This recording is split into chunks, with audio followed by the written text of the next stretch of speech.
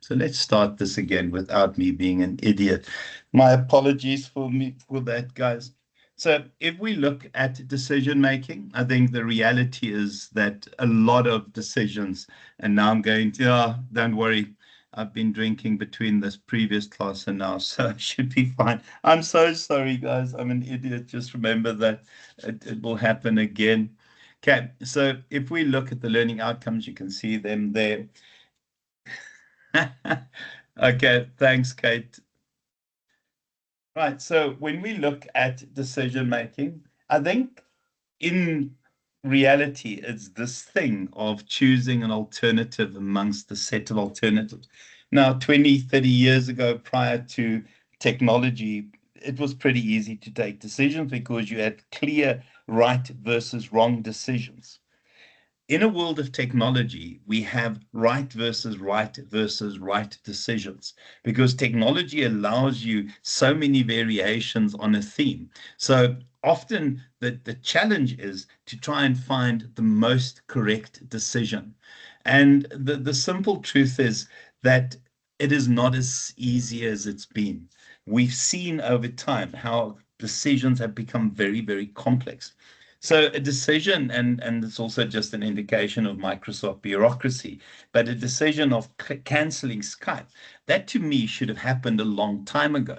Now, clearly there was a reason for this, but again, it's this issue of, you know, what is the right decision? What is the most correct decision? It's going to be interesting, as someone said, to see what happened to Zoom. Now, when we look at choosing the best alternative, is it always guaranteed that the best alternative is such? And give me an example of where the best alternative in your company was a bomb. Not the bomb, as in good, was a disaster,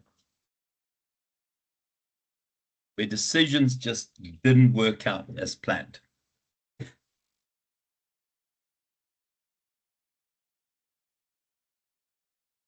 Can anyone think of examples, even if it's examples from the environment, where companies did something and it was a silly decision? I mean, one that I used in class today. Yeah, absolutely. Oh, that, yeah, sorry. Yes. Johnson, yeah, I'm not even going to comment on that. Oh, dear Lord, Michaela, remember, sis, yeah, wonderful, wonderful. Remember, it was called Stacy. And if you guys don't know what we were talking about, the we had something called Stacy where we had to capture marks in and it bombed. It was a complete disaster. I mean, I'm still getting used to ARC because how can you have something that's a learning management system, but it doesn't have its own platform for you to lecture in? I'm still questioning ARC, and I know that I've got some Varsity College people here that might disagree with me. Kim, what do you think of ARC? Still very new to me, so no opinion at the moment. Sorry, Kim, it was very, very quiet. Michaela, what do you think of ARC?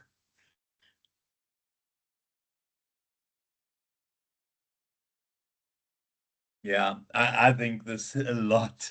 Yeah. Oh, oh, wonderful. Yeah. Guys, I always think of, and these are silly examples. Mercedes-Benz, I used this as an example today in third year. Mercedes-Benz launching a Bucky. Um, yeah, it is all over the place. Mercedes-Benz launching a Bucky. What in the right mind of people that should be an exclusive brand suggests to you that we should have a Bucky? Yeah, Kim, me as well. Yeah, no, my opinion is the jury is out. The jury is out. Mercedes launching a Bucky. I mean, how do you get to that decision? And it lasted less than 2 years and it had to be withdrawn from the market. Other examples of where companies have launched a product that was just a disaster and had to be withdrawn because somehow in that there was a dodgy decision. Yeah, that's the one that Nissan built 100%. Yeah. They knew it was going to bomb. Yeah. Well, you can now, well, it was engineered to Mercedes-Benz standards. ETOLs, somewhere in someone's mind, it was an idea. And e-tolls is a wonderful example, guys. It really is a wonderful example. What I saw last night is now there's a decision been taken. If you have solar panels, you have to somehow pay a tax on sunshine. It's all these things that we have to question. So it's not always the clear, obvious what the best alternative is, in particular in an age of technology. So when we look at decisions, we look at programmed and non-programmed decisions. Programmed decisions are those that occur on a regular basis. Give me examples. Oh, the NHI, gosh, who's said that? Yeah, Lisang, NHI, what decision making actually went into that? Signing the land expropriation bill and Trump losing his marbles, and then canceling a goer.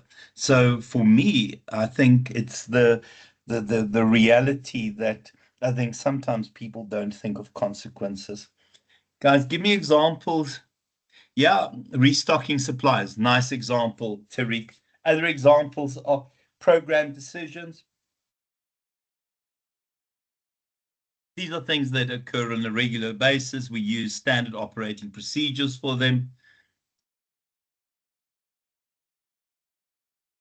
I mean, if you walk into varsity college with money and pay, there's a process that happens. A receipt is done, a banking thing is done, and it goes to the bank, etc. It's a process. You don't have to think about it all the time. Signing off lease agreements, wonderful. A standard operating procedure in place.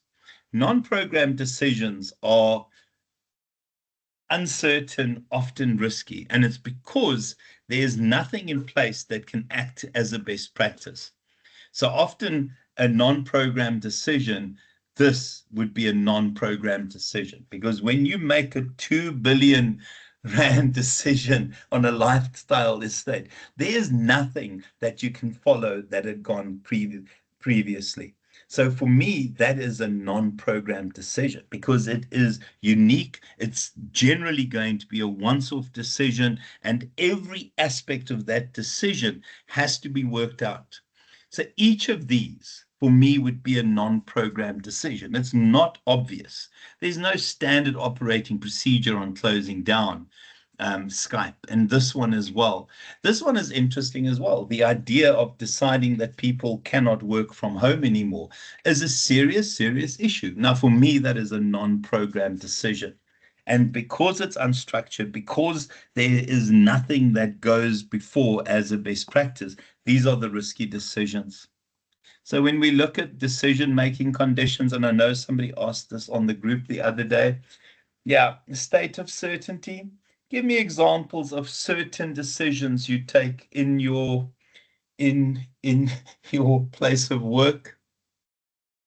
What decisions are still certain?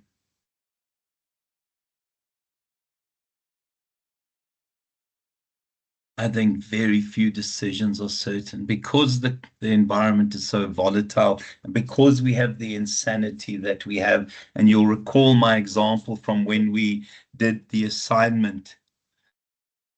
Yeah, true, almost true. Yeah, so there's a procedure, you can follow it. There's no risk. Okay, rejecting a payment break. Almost that's uncertain. Yeah, it's not so certain in the future, but we'll see. Okay, that's an interesting one. Rejecting a payment break due to personal reasons. Wow. I think, remember my example that if I said, here is R1 million, what is the most certain thing you can do with it? Asking for informed consent. Okay, Tariq. Remember, it's putting it in the bank at a fixed interest rate. There's nothing uncertain about it. You'll know what you can get back. And it's unlikely that the bank you put it into is going to collapse. State of risk. And the key difference is that here we know the alternatives and we can work out broadly the sort of payoffs and costs associated with those alternatives. So a state of risk is that we know the alternatives, but can we always predict what the outcomes are? Now, in terms of the idea of uncertainty, you have risks associated and you do not know what the consequences are. So the main difference between a decision that's risky is you can potentially anticipate the consequences. When you take an uncertain decision, there are no real options to indicate what the consequences are. Taking that decision, how do you know whether that's going to succeed or not? Who's in somebody here? Tariq, you're in real estate. Hey, I thought somebody here is in, yeah, it's you. How do you know what the potential outcome of that? Not you, Tariq, sorry.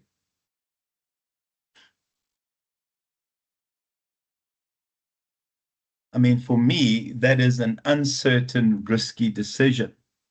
Done by Baldwin. And if you read some of the ratings of Baldwin properties, they'll tell you that things leak and they aren't built very well. I also quite like the idea that they've now invented an additional star.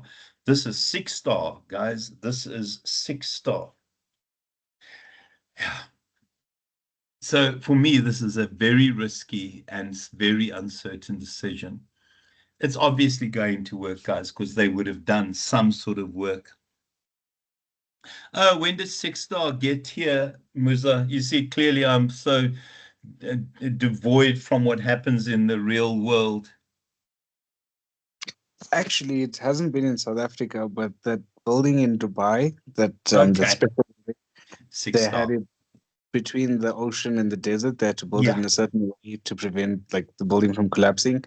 That was the very first 6-star hotel. That was like 2008, 9 somewhere. Yeah. Okay. Baldwin mistake claiming this is 6-star. What are the chances? Well, Bowen has the ability to actually get the 6-star rating, but I The mean, track record? no, I don't think so. Not the track record. Yeah, unfortunately. Prospects on claim success. What is that one? Almas, please explain a bit more.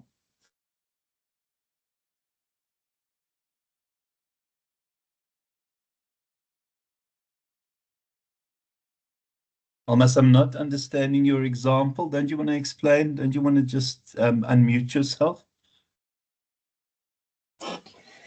Hi, can you hear me? Yeah, we can. Okay. No, I just wanted to like ask, like in terms of like legal, we have claims against defendants, and I just wanted to know if that would fall under state of risk, not knowing whether we're I going think the to. state of risk is when you lend the money to someone. Oh, okay. Okay. That would So make more sense, actually. that would be a consequence, yeah, of that. But I think the risk would be when you actually loan the money to someone. And we know that it's a risk because you can look at a person's track record, you can look at a person's income, and you can, with a reasonable probability of accuracy, make a prediction on whether somebody will pay or not, because the past is a good predictor of the future. So yeah, I think it's the step that precedes your example, Almas. State of Okay. uncertainty, yeah.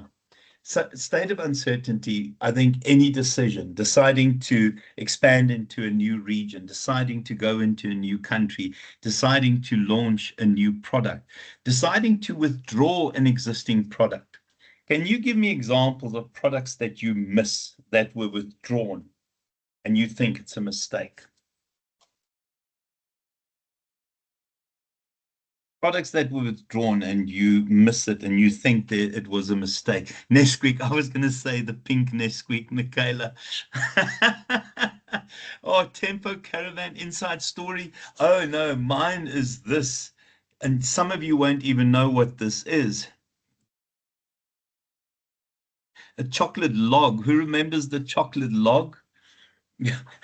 Nesquik. It's interesting how people default to Nesquik. The pink one. Michaela, I'm so sorry, but there will be people on here that have never heard of chocolate log. Or am I pushing my luck a bit in terms of that? I miss chocolate log. Primary school days. Okay. Was a good one. Who remembers who doesn't remember chocolate log? Samsung Galaxy Note, yeah. Was that the one that exploded? PS chocolate? No, you still get PS chocolate.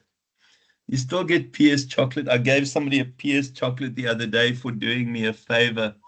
Wait, I can't remember. Sorry, it's not the PS chocolate. It's a chocolate with that says like yes and no on it. I can't remember the No, name that of is that. PS. That is Is PS. it? Oh, Yeah, maybe it somebody still did me a exists. massive favor, and all I could do is, and That they one. all the ones that I could choose from said love you, love you. So I gave a colleague a PS that said I love you. I did explain it that I couldn't find any other alternatives. Oh, that's the one. I see everyone remembers it also. Yes. Okay, everyone remembers chocolate log. I'm impressed by that. Okay, so when we look at how these circumstances and conditions combine, guys, I think it's this thing here. Rice Krispies. Oh, the new Rice Krispies are awful. Yeah, but that's because they decided that the old Rice Krispies was too bland and they made the new ones vanilla flavored. The new Rice Krispies is disdainful. I mean, that is a wonderful example. Oh, don't they crackle and pop anymore? It's just, for me, it's just a stupid decision. Yeah, no, I haven't had Rice Krispies, but they do snap. Oh, yeah. I mean, I think there are lots of those. And you think, what made them withdraw that? What made them think they do snap? I quite like that. So, guys, when we look at these decisions, and for me, I quite like this description. So, what does the term ambiguity in decision making mean? What is another term for ambiguity?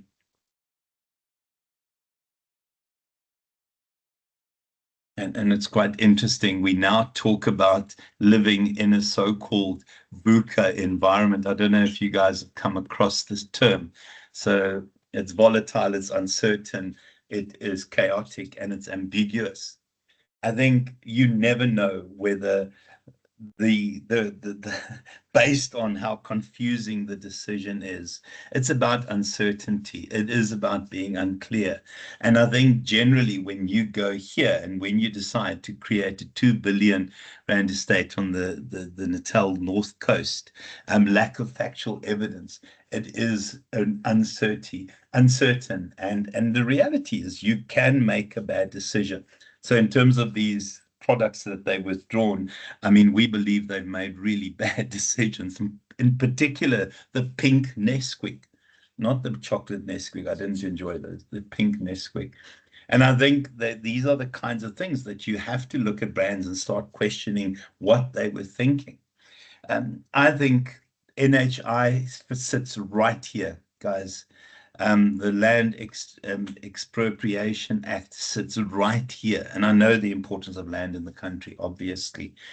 Other decisions that sit right here. America aligning itself with Russia. I don't know if anyone saw the disastrous interview with Vladimir Zelensky, or the TV that Trump described as great TV. Did anyone see that interaction between Zelensky, Vance, and Trump, where they literally bullied him and were disdainfully awful towards him? That was tough to watch because I see Zelensky as a hero. But I think that's where Trump is. He doesn't understand the severity of decision making when you align. That's exactly it. It looked like it was scripted. And the idiot reality TV star goes, well, that makes great TV. It was disdainful behavior. There's not another term for it. It was disdainful. And for me, when you align yourself with the most evil people in the world, you are playing in this area here and turning your back on allies. But I don't think Trump understands the world well enough to realize what he's doing. So in terms of the classical decision-making model, yeah, not a big fan of this, not a big fan of this. Again, because of that there, it assumes managers are logical and rational. Are managers logical and rational, or do we have to account for the fact that emotions and personality and power play and politics in an organization, yeah, sometimes, I like the word sometimes, not always. I think people have pet projects. I think people have pet things that they like, and they will always have an influence in terms of their personality and other realities. So the scary thing is that these decisions believe that will be best interests of the organization. I think if you can get the magic mix of logical decision making and rational decision making in the best interest of the organization, that then is possible that this process is something that can work. The truth, though, is, guys, very few managers do this. There's so many other variables that essentially play a part. So I think when we look at the classical, when managers face this decision, and you can see they obtain complete, perfect information. The truth is, in a world where everything is insane and everything changes rapidly, very few people have the ability to go and get perfect information. I think people commit themselves with insufficient information often. Yeah, and then can eliminate uncertainty in a world that is VUCA. Remember the term VUCA, volatile, uncertain, chaotic, and ambiguous, which describes our environment, which is the insanity outside the organization. And then my favorite is everything is rationally and logically assessed. Guys, honestly, I don't believe this happens in organizations. And when you say occasionally, Carmel, I think, yeah, very, very occasionally. When you say not always, I think, yeah, just generally 99% of the time, not always. And I think, yeah, the idea that it serves the best interest. I think sometimes if we think of Cyril Ramaphosa deciding to sign the Land Expropriation Act or bill, that's not in the interest of the country. That's in the interest of the ANC. They're losing votes and they've got to find a way of getting their votes back. So again, whose interest is being served? Is it for the best interest? Because the country's taken a knock as a consequence of that. The same with the NHI. So in terms of the rational decision-making model, and we can look at the process, because again, at least if we've got the best practice, we should be getting close to being able to use it effectively. Now, my apologies, it requires me to do this, and I know the, I'm so sorry. I cannot draw and I can't get used to my little writing pad. So I apologize in advance. I'm going to be using paint again. Da Vinci is back. This is Da Vinci lying upside down painting with his toes. So the first one is the idea of recognizing and defining the decision situation. I think the key thing here is that there is this moment that prompts the decision.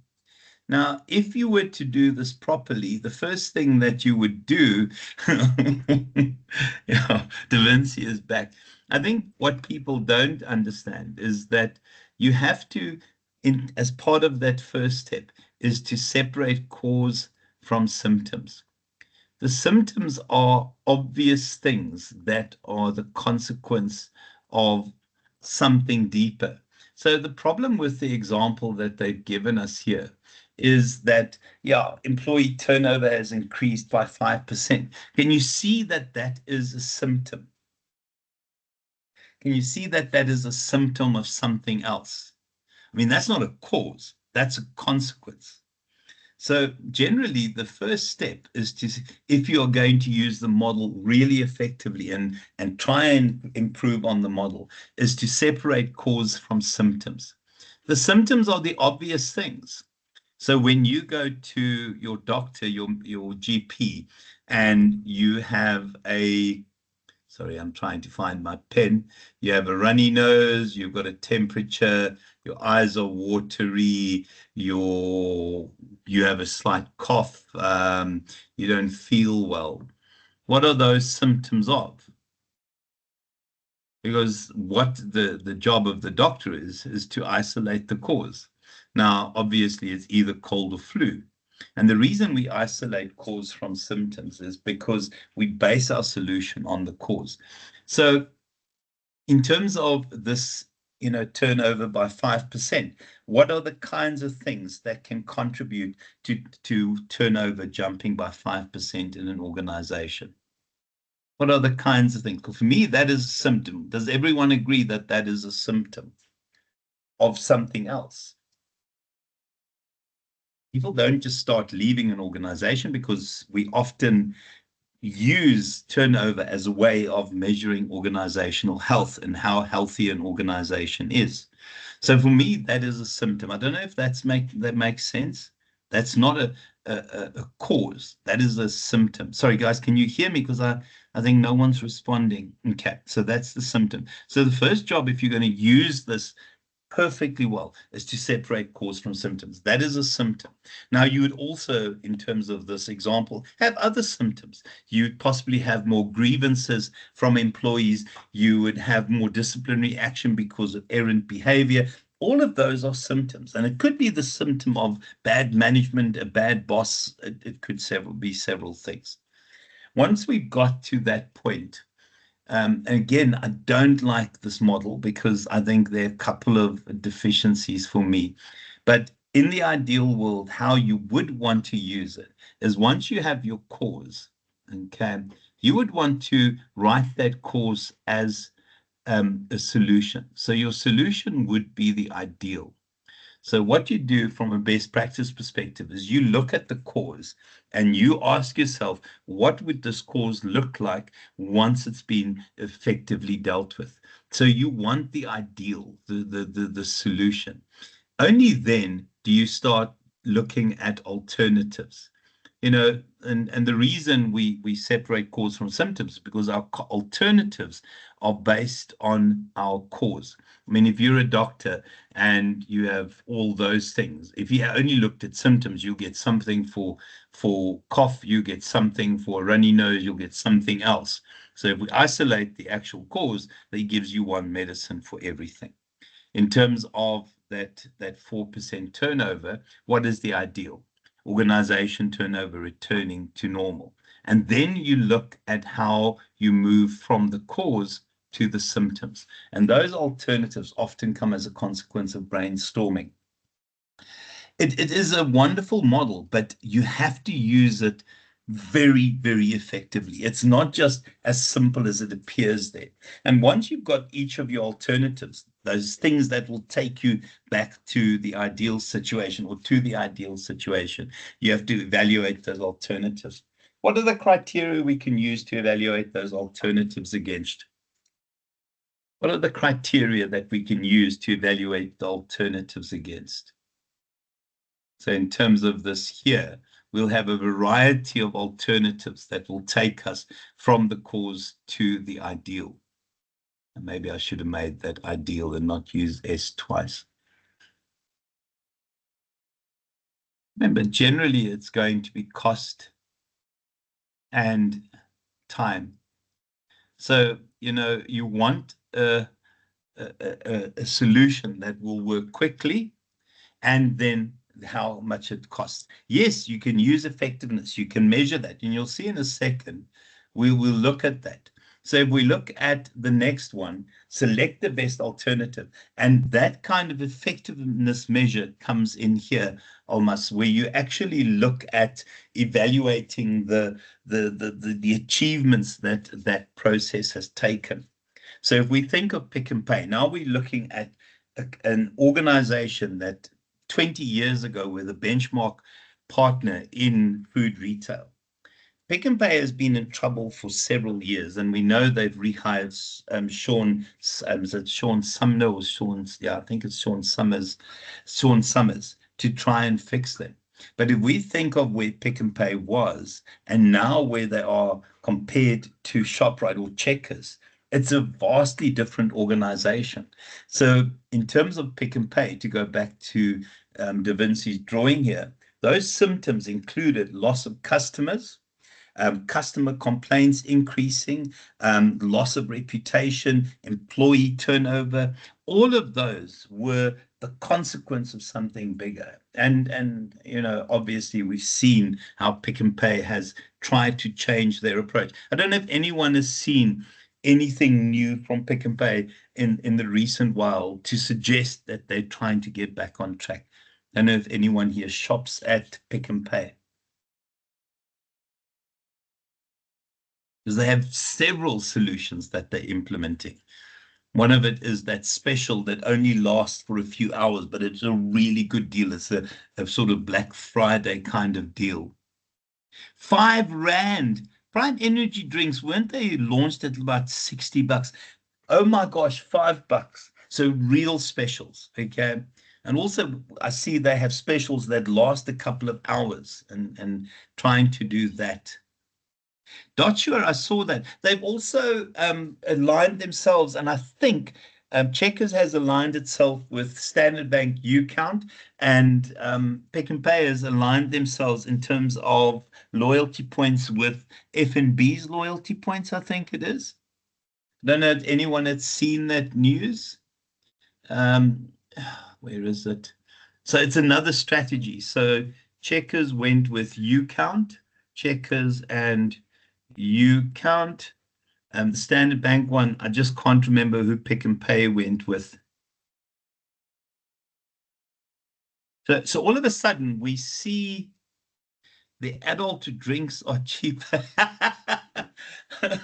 Nandifa.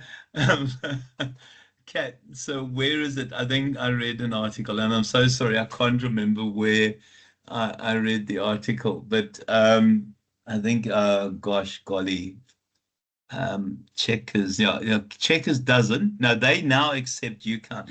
I mean, so if you have a Standard Bank account, I mean, all of that has become a reality. Yeah, it is. Well, you know, for me, it's I wish Woolies would align with UCount because I have a Standard Bank account. I can't remember who Pick n Pay aligned themselves with. I read the article. First National Bank. Thanks so much, Rowan. I couldn't remember.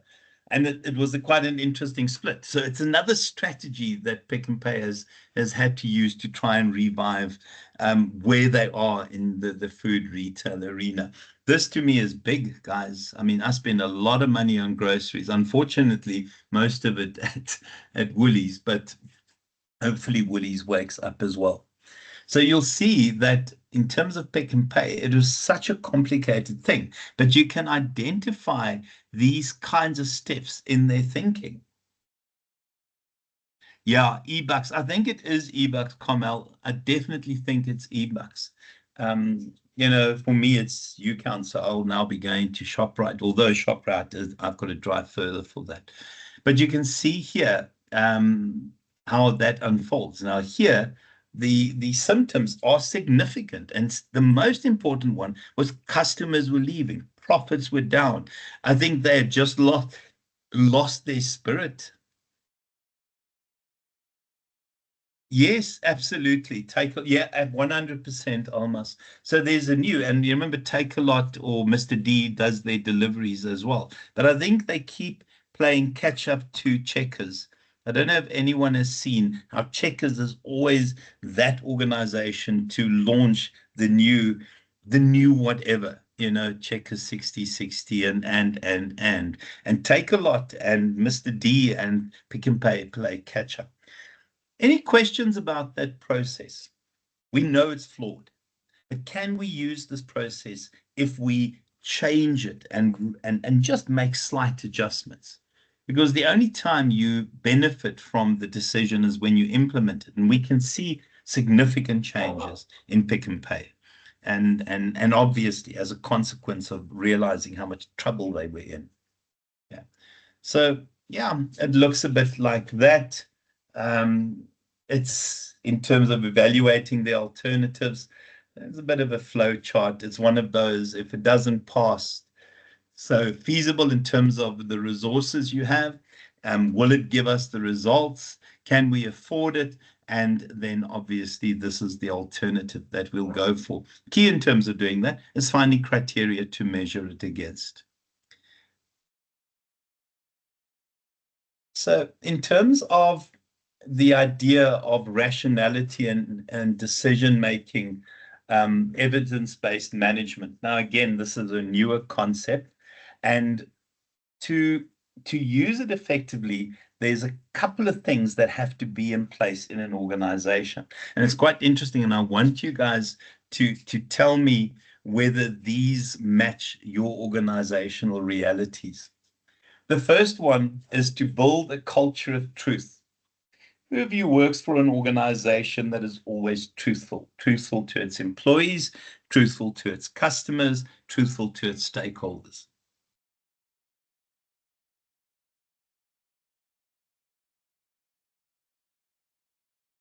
Remember, what happens on the group stays on the group, so no one's going to split on you.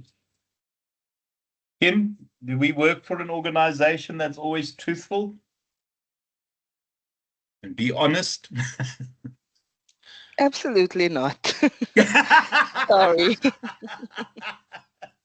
Yeah, no, I just think a culture of truth in a world where we have a crisis of ethics doesn't happen. It doesn't happen. I think people manipulate information to suit circumstances. I find it quite strange. Guys, the second one is for best evidence. Now, again, because of politics and organizations, best evidence is often based on what's in it for me. So again, can we use that as a criterion? And then just also, it's about learning and experimentation. And to be able to do that, you need a culture that promotes risk in an organization.